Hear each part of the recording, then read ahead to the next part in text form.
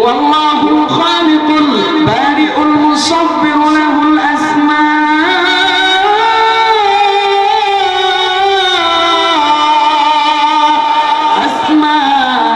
হুসনা ইউসাব্বিহু লাহু মা ফিস সামাওয়াতি ওয়াল আরদ ওয়া হুয়াল আজিজুল হাকীম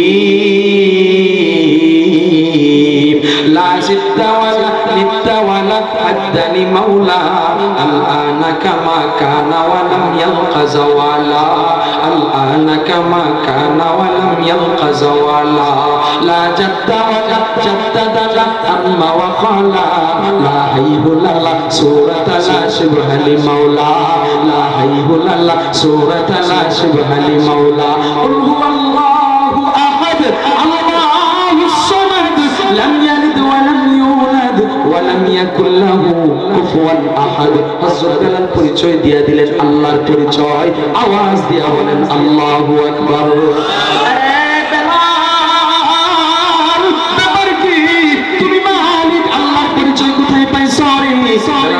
বলে নবীজির কাছে গেছিলাম, তাড়াতাড়ি কেন তুই মুহাম্মদের কাছে গেছস, কেন তুই নবীর কাছে যে ইসলাম ধর্ম গ্রহণ করছস, কেন তুই আল্লাহকে ডাকতেছস, তুই আমার গোলাম, তুই আমারে ডাকবি। বলে জীবন চাইতে পারে আমি আমার মালিকের উপর ঈমান আনছি, আমার মালিকের ঈমান থেকে বিন্দু মাত্র ঈমান আমি বেলাল পিছু হতে পারবো না, বিন্দু মাত্র ঈমান নাড়াচাড়া করতে পারবো না।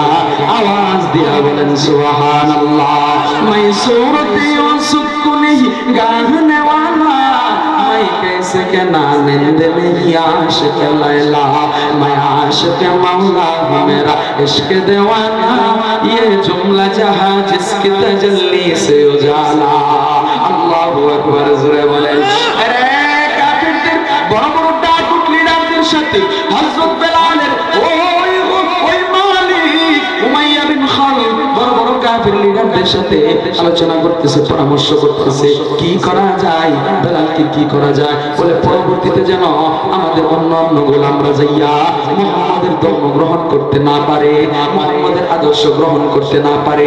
বলে কি করা যায়, গরম উত্তপ্ত বালুর উপরে হযরত বেলালকে চিৎ করে শুয়াইয়া বুকের উপর দিয়ে পাথর দিয়া হযরত বেলালকে জ্বলন্ত উত্তপ্ত আগুনের আংটার উপর শুয়াইয়া কি অসহ্যনীয় যন্ত্রণা দেওয়া হয়। হযরত বেলালের পিঠের চামড়াগুলো ফসফস করে ফুটতেছে, অসহ্যনীয় যন্ত্রণা হইতেছে, চাবুকের আঘাত করতেছে।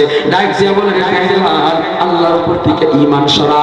বেলাল ডাক দিয়া বলে দুনিয়ার সমস্ত আযাব আমি বেলালের উপর আসতে পারে রে, আমি আমার মালিকের উপর থেকে বিন্দু মাত্র ঈমান সরাইতে পারবো না। আওয়াজ দিয়া বলেন সুবহানাল্লাহ।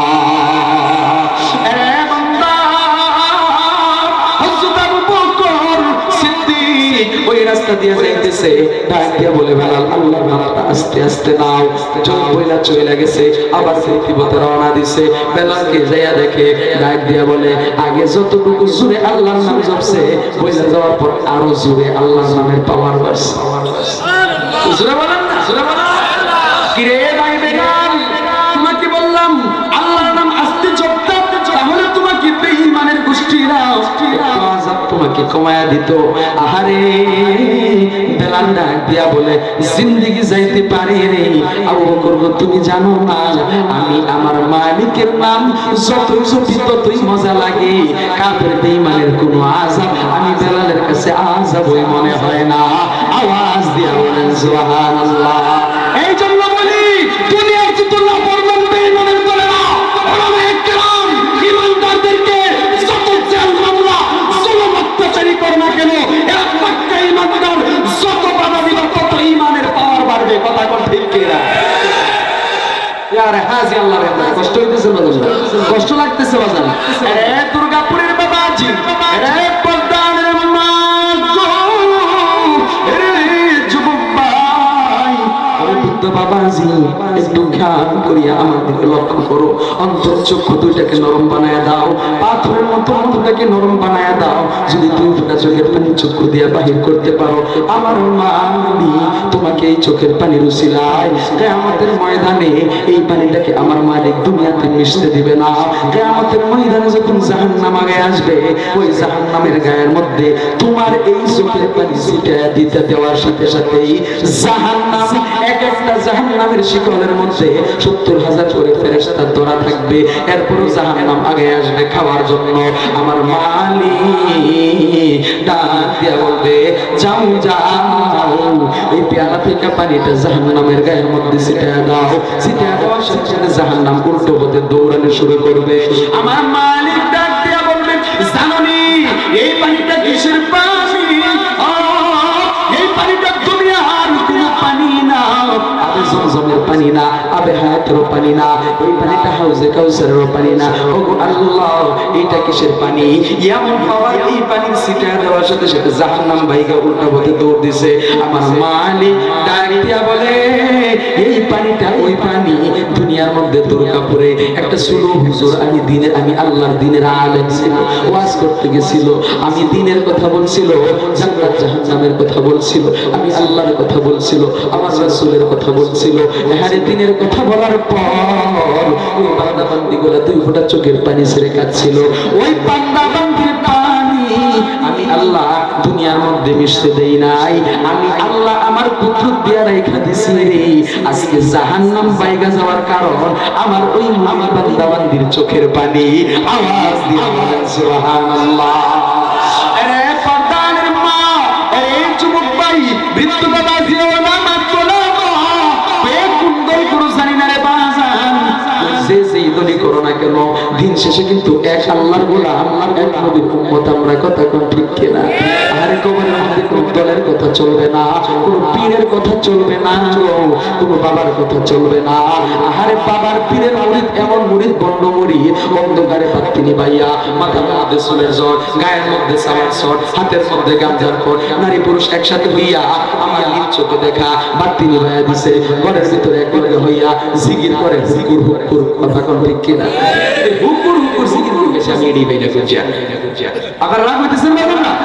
মঙ্গো তিঙ্গে নাঙ্গা রই তিঙ্গে কিঙ্গে টাঙ্গা মাইয়ে দয়া, মঙ্গো সালা নিঙ্গে মঙ্গো রেঙ্গে মঙ্গো তিঙ্গে নাঙ্গা রই তিঙ্গে কিঙ্গে টাঙ্গা মাইয়ে দয়া। সালামি বাবা, কথা কোন ঠিক কিনা? আমি তো প্রমাণিত, 150 সফর করি, আমি যদি চোখে দেখছি। আমরা প্রমাণ ছাড়া কথা বলি না। আরে পীর মুরিদি আমিও করি, আমার বাবা মাওলানা শাহাবুদ্দিন জিহাদি 10 লক্ষ মুরিদ আছে, শুধু বাংলাদেশ নয়, ইন্ডিয়া সহ পীর মুরিদি আমরাও করি। পীরের বিরুদ্ধে খালি কই, কোন পীরের বিরুদ্ধে কই? যেগুলা বন্ধ, যাদের কাছে গেলে নামাজি বেনামাজি হয়, এদের বিরুদ্ধে কইতাম না, কইম কার বিরুদ্ধে? কথা কোন ঠিক কিনা? কয়ে কোন রাঙা মামা দিছে সোনি তুমি গমনা গানা রঙের জানামি মাশাআল্লাহ। আই আই কুদুরি বাবা, তন্দুরি বাবা, বন্দনা বাবা, লেলটা বাবা, শাহালি বাবা, দেওয়ানবাগি বাবা, চন্দ্রপুরি বাবা। কথা তো ঠিক না? ওই নানা মেঙ্গের পঙ্গের দৌড় হইলা মেরা, পঙ্গের দৌড় রব্বুল আল্লাহ ইজ্জতে। কথা তো ঠিক না? এই সমস্ত বাঙালির আত্মা বিন্দু মাত্র ইমানদার যদি থেকে থাকে, এই আত্মা বাংলার শরীরে থাকতে দেওয়া হবে না। আওয়াজ দিয়া কথা লিখে প্যারে হাসি আল্লাহ।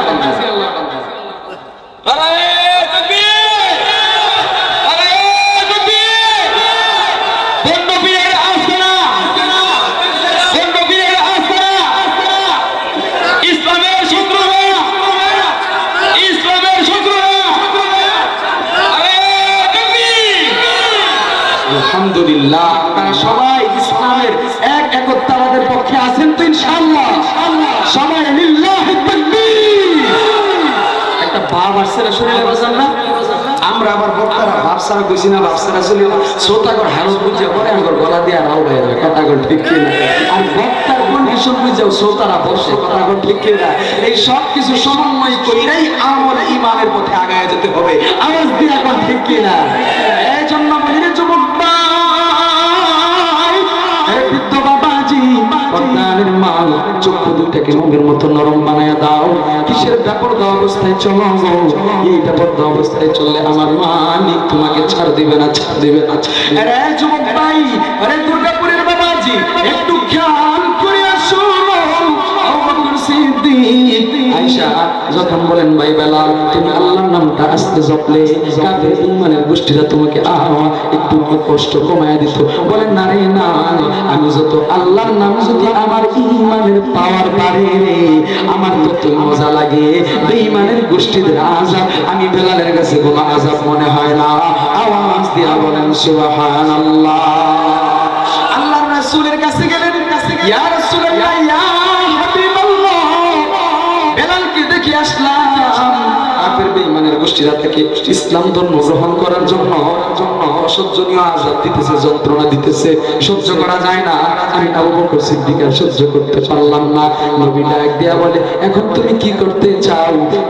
আবু বকর সিদ্দিক ডাক দিয়া বলে আমি আবু বকর বেলালকে কি না আযাদ করে দিতে চাই ইসলামের পথে। আল্লাহর রাসূল ডাক দিয়া বলে আবু বকর তুমি যখন আযাদ করতে যাইবা গো, ওই আযাদের মধ্যে আমি মুহাম্মদকে শামিল রাখিও। আওয়াজ দিয়া বলেন সুবহানাল্লাহ। হযরত বেলালকে কিনা আযাদ করে দিল, যত দিয়া কাফের কিনছিল তার ডাবল দিছে। আহারে দিন ইসলামের পথে খরচ করছে, আর এখন 1.5 টাকা 2 টাকা দিতে গেলে আমার গা চলে। আরে বখিল আল্লাহর জান্নাতের কেন পাবে না? কথা কোন ঠিক কি না? তারা ইসলামের পথে সব বিলীন করে, সব বিলীন করে, লাস্টে পর্যন্ত আবু বকর সিদ্দিকের নুনের বাটিটা, লবণের বাটিটা ইসলামের পক্ষে দিয়ে দিয়েছে, ইসলামের পথে জিহাদের জন্য দিয়ে দিয়েছে। এর বান্দা, আরে যুবক ভাই, এর বৃদ্ধ বাবাজি, পর্দানের মা আবু বকর হযরত বেলালকে কিনা আযাদ করে দিল। আযাদ করে দেওয়ার পর হযরত বেলাল নবীজির দরবারে চলে আসছে। বেশ কিছুদিন হয়ে যায়, হযরত বেলালকে আল্লাহর রাসূল আযানের জন্য মুয়াজ্জিন বানায় দিয়েছে। সুবহানাল্লাহ।